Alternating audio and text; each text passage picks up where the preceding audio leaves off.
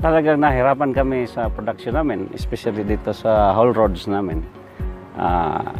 Itong haul road na ito, ginagamit namin to sa build up ng Kilings Dam namin sa taas. So importante din to. Not only this haul road within the company, every mine area, kailangan natin na good ang kondisyon ng roads natin. Kasi para mabilis din yung production natin. Kasi ang nangyari, pag pangit yung kalsada mo, mag-effect yun sa maintenance din ng mga units mo.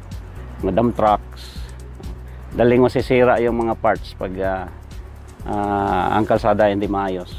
So, yun when we meet in Surigao City last June, they introduced this technology. So, we will try.